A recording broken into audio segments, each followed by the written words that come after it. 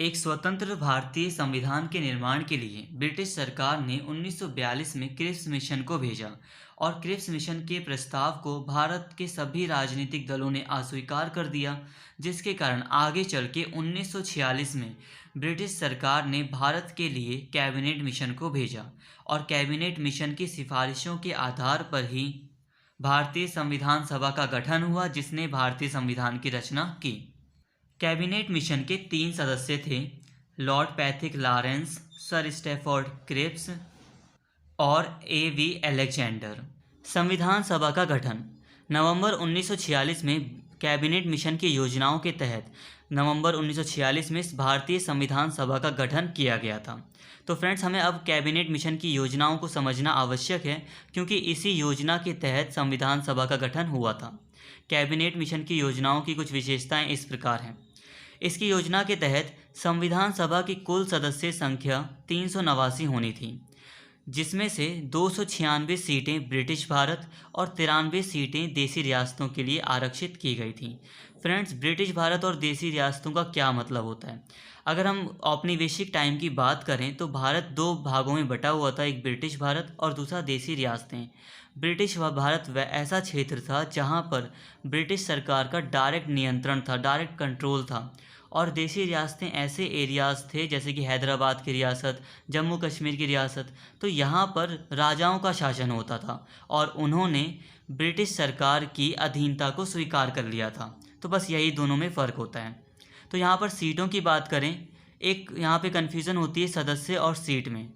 तो इसकी सदस्य संख्या थी 389। इसको हम सीट भी बोल सकते हैं। अगर हम चाहें तो हम यूँ भी बोल सकते हैं कि 389 सीटें तय की गई थी। तो सीट और संख्या में आप कंफ्यूज मत होइए, दोनों एक ही हैं।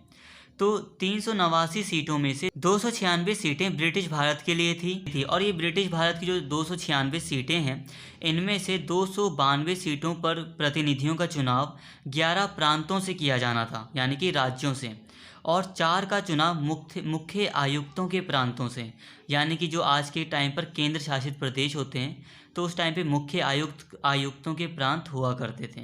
तो 292 11 प्रांतों से चुनने थे और 4 सीटों पर जो प्रतिनिधि चुने जाने थे वो मुख्य आयुक्तों के प्रांतों से चुने जाने थे, और 93 सीटें देसी रियासतों को दी गई थीं। जनसंख्या के अनुपात में सीटों का बंटवारा किया गया था। मोटे तौर पर 10 लाख पर एक व्यक्ति को चुना जाना था। मतलब ये कि जिस भी धर्म के व्यक्ति की जितनी जनसंख्या थी उसको उतनी सीटें संविधान सभा में दी गई थी।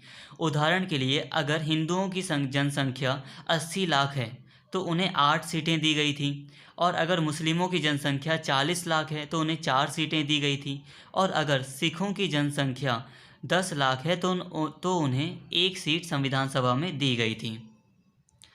प्रांतों में 3 प्रमुख समुदायों की जनसंख्या के अनुपात में सीटों का बंटवारा किया गया था, मुस्लिम, सिख और सामान्य। इन तीनों के बीच ही, सामान्य में हिंदू वगैरह सारे आ जाते हैं, सिख और मुस्लिमों को छोड़ के। तो सीटों का बंटवारा इन तीनों के बीच ही किया गया था। तो फ्रेंड्स, जैसा कि अभी हमने बात की थी कि प्रत्येक समुदाय को उनकी सीटें दी गई थी, बट उस सीट के लिए जो प्रतिनिधि चुने जाएंगे उन्हें कौन चुनेगा? तो जो प्रांतीय असेंबली थी, यानी कि आज के टाइम पर राज्य विधानसभा, जो राज्य विधानसभा होती थी, उसमें जो भी हिंदू समुदाय के लोग हैं वो अपने हिंदू प्रतिनिधियों को चुनेंगे। जो मुस्लिम समुदाय के लोग हैं प्रांतीय असेंबली में, वो अपने मुस्लिम प्रतिनिधियों को चुनकर भेजेंगे, और जो चुनने की प्रक्रिया होगी वो होगी एकल समक्रमणीय मत के द्वारा। इसके अलावा देसी रियासतों से जो 93 सदस्य चुने जाने थे, उनके प्रतिनिधियों का चुनाव रियासतों के प्रमुखों को करना था। जो राजा वगैरह थे उन्हें बिल्कुल छूट दी गई थी कि वो देसी रियासत के प्रतिनिधियों को स्वयं चुन सकते हैं। तो फ्रेंड्स, ये थी कैबिनेट मिशन की योजना, जिसके तहत चुनाव हुए और इसी के तहत आगे चल के संविधान सभा का गठन हुआ। जुलाई अगस्त में चुनाव हुए थे। इसी के तहत देख सकते हैं आप उसका रिजल्ट कि भारतीय राष्ट्रीय कांग्रेस को 208 सीटें मिली थी, मुस्लिम लीग को 93 सीटें, और जो छोटे व स्वतंत्र सदस्य थे उन्हें 15 सीटें मिली थीं। बट ये 93 सीटें भर नहीं पाई थी, क्योंकि देसी रियासतों ने संविधान सभा के गठन का बहिष्कार किया। वो संविधान सभा में शामिल भी नहीं होना चाहते थे। तो फ्रेंड्स, वीडियो अगर पसंद आई हो तो प्लीज़ चैनल को जरूर सब्सक्राइब कर लें और इस वीडियो को ज़्यादा से ज़्यादा शेयर करें और लाइक करें। Thank you.